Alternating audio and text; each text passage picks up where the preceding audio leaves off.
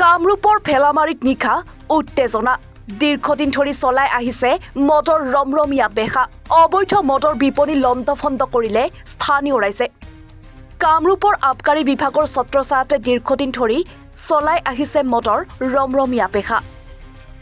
নৱভৰালীয়ে সকলোকে মেনেজ কৰি নৱনিৰ্মিত 4 লেনযুক্ত পথৰ দাঁতিত চলাই আহিছিল বিলাতী সুৰাৰ ৰমৰমীয়া বেশা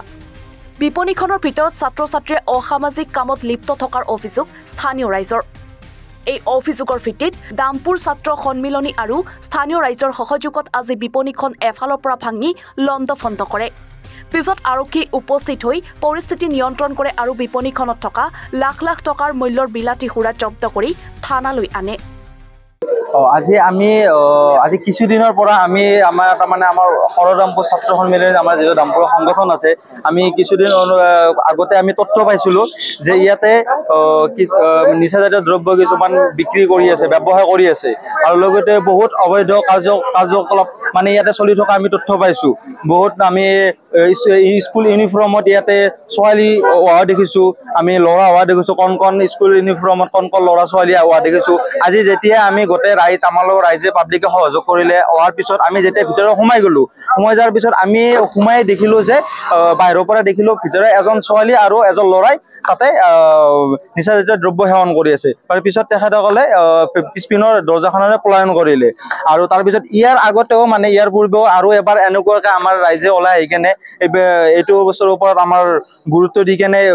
পুলিচ আমাৰ আৰক্ষী বিভাগৰ লগত যোগাযোগ কৰিছিল তাৰ পিছত আজি তাৰে ঠিক এমাহমান পিছতে আকৌ এবাৰ হল আজি যেটো আপোনালোকে দেখা পালে আকৌ এবাৰ কিহৰ কাৰণে এইটো হৈছে আমি ক'ব নোৱাৰো আৰক্ষী বিভাগ আমি বাৰবাৰ জনোৱাৰ পিছতো কিহৰ অৱহেলা ইয়াৰ মালিক মই জনামতে ইয়াৰ মালিকজন মই চাই দিওঁ মোটাৰ আছে মই মালিকজনটো মাটিৰ মালিক কোন ইয়াৰ মতে নৱভৰালী ইয়াৰ মালিক হয় ওয়েন শ্বপৰ মালিক নৱভৰালী আৰু লগতে অতুল মালাকৰ ইয়াৰ ভূমিৰ মালিক অতুল মালাকৰ আৰু লগতে আমি তথ্য অনুসৰি কোনোবা শৰৎ নামৰ মানুহ এজনে এই মাটিখিনিৰ ওপৰত কেছ কৰিছে কিয়ক লৈ এই মাটিখিনিৰ ওপৰত শৰৎ নামৰ মানুহ এজনে কেছ কৰিছে এই মাটিখিনিৰ ওপৰত কেছো চলি আছে তথাপিও এই মাটিখিনিত অতুল মালাকৰে কিয় এই মাটিখিনি এগ্ৰিমেণ্ট কৰিছে কিবা বেলেগ কিন্তু ব্যৱসায় চলি আছে বেলেগ আমি যিখিনি তথ্য পাইছো আজি এগ্ৰিমেণ্ট যদি চলিছে ধৰি লওক বেলেগ কিন্তু ব্যৱসায় কৰি আছে বেলেগ কিহৰ কাৰণে এইটো চলি আছে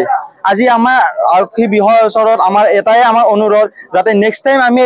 এইটোক লৈ যাতে আমি ৰাইজ ওলাই আহিব নালাগে আজি যিখিনি কৰা গ'ল সেইখিনি যাতে আমি নেক্সট টাইম আৰু কৰিব নালাগে ইয়াতে আমাৰ যাতে যেটো আজি গোটেইখিনি কৰা গ'ল সেইখিনি আমাৰ আগতেও কৰিছিল আমি বাৰবাৰ আমি আৰক্ষী বিভাগক অনুৰোধ জনাইছো বাৰবাৰ আমি আমাৰ মুখ্যমন্ত্ৰী মহোদয়কো অনুৰোধ জনাইছো যিমানখিনি ইয়াতে